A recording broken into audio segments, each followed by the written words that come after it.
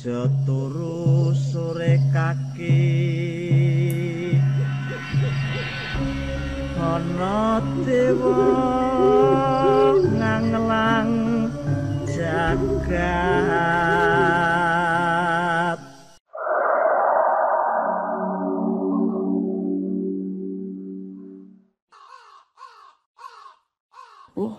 Akbar.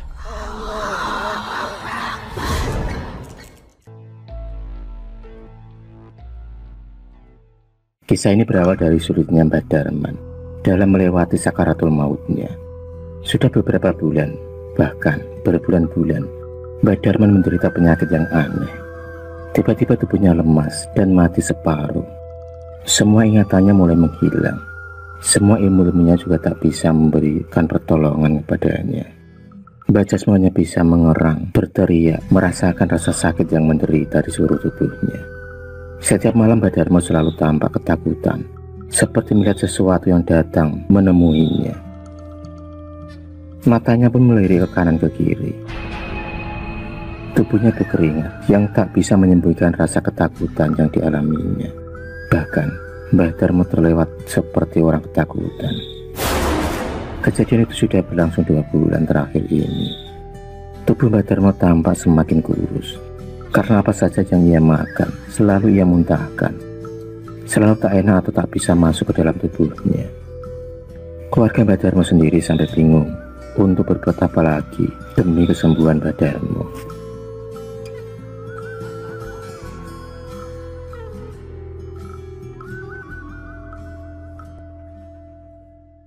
Beberapa paranormal atau orang pintar sudah banyak didatangkan untuk mencoba mengobati penyakit dari Mbah Darman. Namun dari berbagai usaha itu masih saja belum membuahkan hasil. Seperti tubuh Mbah Darman menolak. Ternyata ada beberapa ilmu dari Mbah Darman yang masih belum bisa dikeluarkan, dan itu malah akan mempersulit kematian dari Mbah Darman. Pernah ada juga yang mau mengobati Mbah Darman, dan beliau sudah membacakan doa pada sebuah gelas yang berisikan air putih.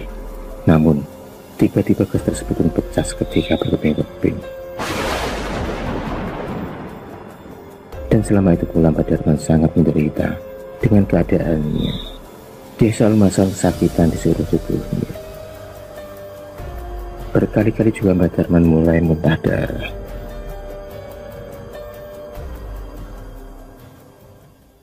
Malam itu Mbah Darman sakit keras dan berteriak-teriak tak karuan arahnya.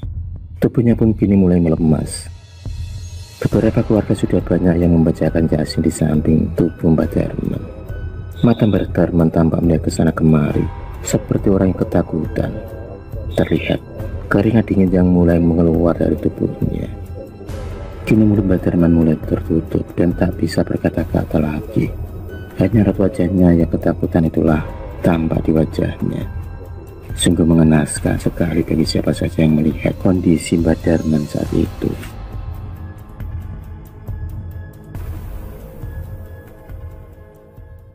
Di luar rumah tersendiri terdengar hujan deras mulai turun, dan suara petir yang menyala. Kilatan cahaya tampak sangat menyilaukan. Berkali-kali petir meledak. Suara angin mulai terdengar bergemuruh seperti suara ombak badai yang menerjang. Dari kejauhan terdengar juga suara rolongan anjing hutan yang tak henti-hentinya menggonggong di tengah malam yang gelap gulita itu. Malam itu tak seperti malam biasa. Malam yang sedikit, bahkan mungkin suasana sangat menegangkan dan mencekam. Kabut malam pun mulai turun, menghalangi pandangan. Suasana rumah penduduk desa sangat sepi. Tak ada satu orang pun yang keluar dari rumah. Sepertinya malam itu malam yang berbau kematian. Sekitar pukul 12 malam, di saat anak-anak dan saudara Mbah Darman tertidur lelap, tiba-tiba terdengar erangan kesakitan yang sangat keras yang keluar dari kamar Mbah Darman. Beberapa anggota keluarga yang kaget mendengar cerita dari suara Mbah Darman segera berlarian menuju kamar Mbah Darman. Dan betapa terkejut mereka setelah tiba di sana. Mereka mendapati tubuh Mbah Darman yang terkapar, kejang, bermandikan darah. Dari mulut, hidung, telinga Mbak Darman mengeluarkan darah. Mbak Darman mati dengan muntah darah yang sangat banyak yang membasahi pakaian dan selimutnya.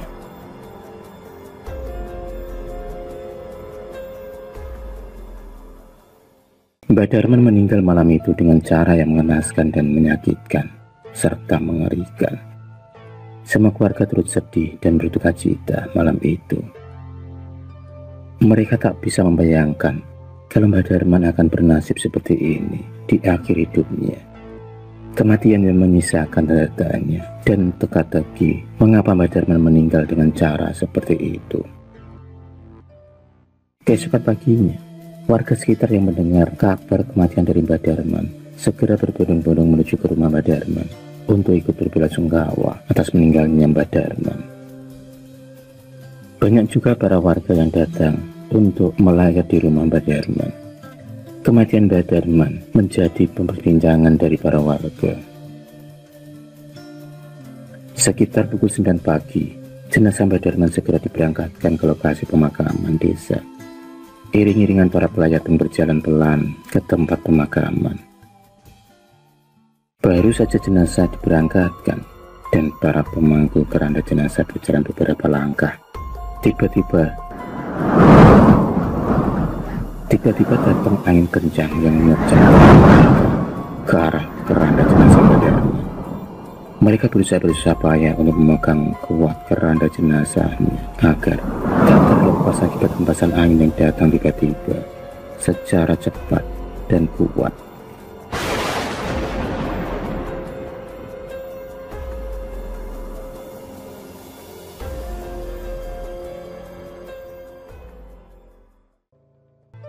Di sepanjang jalan banyak terjadi keanehan, dan pohon berjatuhan juga mengiringi perjalanan jenazah Mbak Darman. Kejadian ini membuat banyak perbincangan dari para pelayat yang ikut mengantarkan jenazah Mbak Darman. Tak lama kemudian tibalah juga rombongan para pelayat dan pembawa jenazah Mbak Darman di lokasi pemakaman desa. Suasana terasa aneh saat itu. Jenazah Mbak Darman pun kemudian dikeluarkan dari keranda jenazah dan terlihat kain kafan Mbak Darman yang dipenuhi dengan darah. Tampak di sekitarnya darah yang berceceran. Para pelayat pun kaget melihatnya. Atas saran dari Pak Mudin, jenazah kemudian segera dimakamkan dan dimasukkan ke dalam liang kubur. Namun ternyata liang kuburnya tidak muat. Apa para penggali kubur yang salah ukur, ataukah jenazah Mbak Darman yang memang memanjang? Akhirnya diputuskanlah untuk memperlebar panjang liang kubur tersebut. Dan tak lama kemudian, para penggali kubur pun kemudian turun untuk menggali kubur lagi. Mereka berharap kali ini jenazah Mbak Darman muat untuk dikuburkan.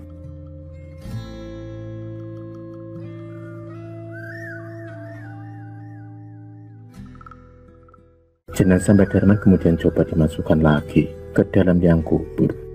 Namun apa yang terjadi membuat para pelayat tercengang.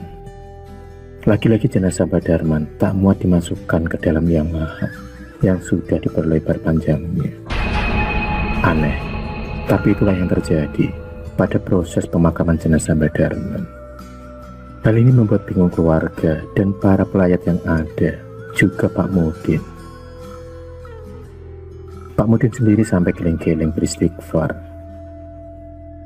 Para penggali kubur pun lagi-lagi harus turun untuk memperbaiki, melebarkan lagi lubang liang kubur tersebut. Mereka tampak keringatan, tampak susah payah menggali kubur lagi. Baru kali ini mereka mengalami hal yang aneh seperti ini. Penggalian pun selesai, dan lagi jenazah Mbak Darman segera dimasukkan ke dalam liang kubur. Lagi-lagi jenazah tak bisa masuk dalam liang kubur, padahal tinggal sedikit lagi. Akhirnya diambillah keputusan untuk menekuk sedikit jenazah dari Mbak Darman. Jenazah pun dipaksa untuk dimasukkan ke dalam liang kubur. Dan akhirnya proses pemakaman Mbak Darman pun selesai.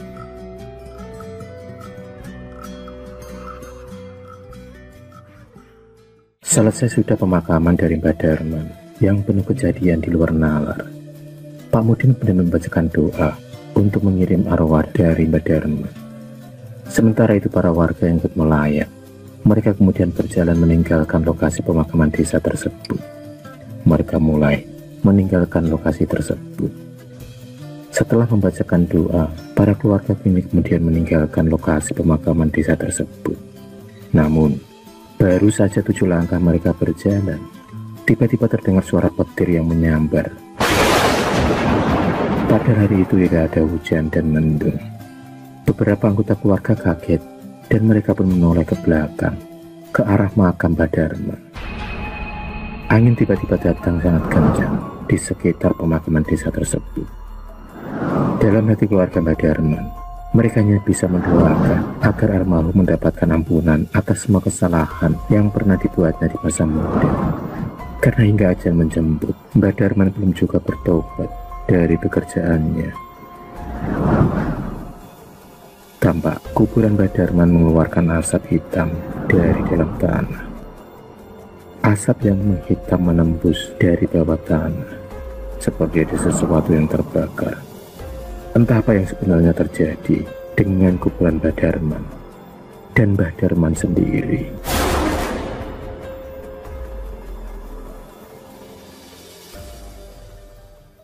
Tujuh hari setelah kematian dari Mbah Darman, santer dibicarakan oleh para warga, yaitu kematian Mbah Darman yang sangat misterius dan penuh keanehan.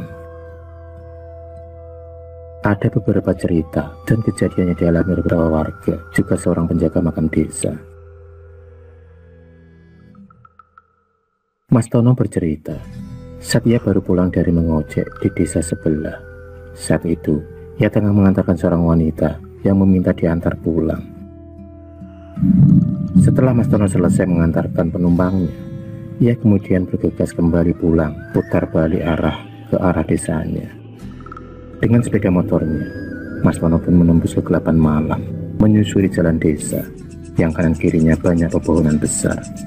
Dan tak lama kemudian sampailah Mas Tono melewati makam pemakaman desa. Dan pada saat itu, Mas Tono kaget saat ia mendengar suara orang merintih meminta tolong. Terdengar juga seperti suara cambukan yang sangat keras, seperti suara petir yang menggelegar. Mas Tono yang kaget segera tancap gas meninggalkan lokasi pemakaman desa tersebut dengan tubuh yang gemetaran dan ketakutan.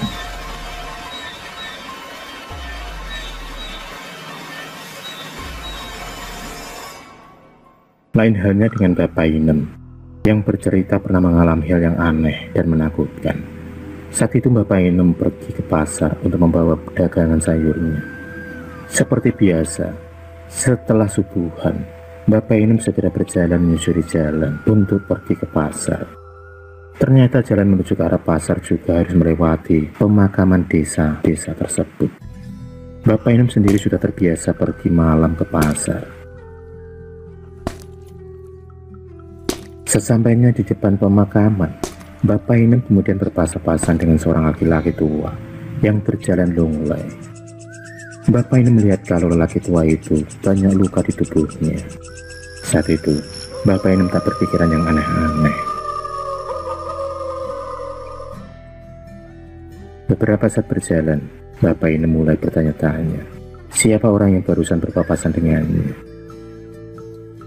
Karena penasaran, Bapak Inem kemudian menoleh ke arah belakang. Dan betapa terkejutnya Bapak Inem saat itu. Ia melihat ada seorang pun yang ia lihat.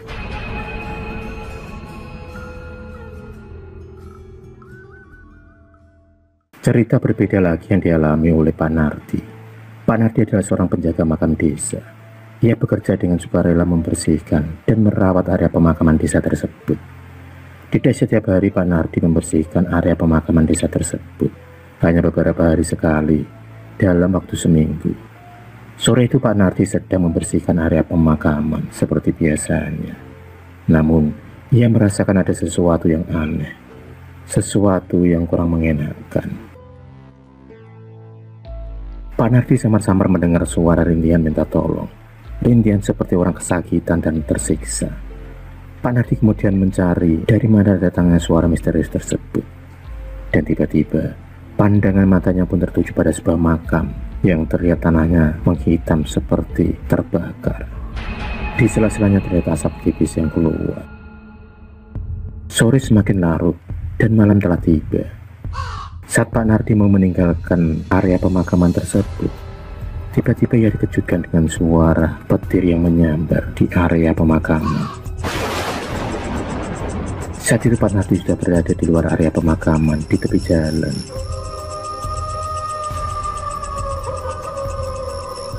Pak Nardi samar-samar juga mendengar suara orang berteriak kesakitan minta tolong. Terasa suara itu seperti suara orang yang mendapatkan siksa kubur. Karena Pak Nardi sadar beberapa kali ia telah mendengar hal-hal di luar nalar seperti itu selama ia menjadi penjaga makam desa.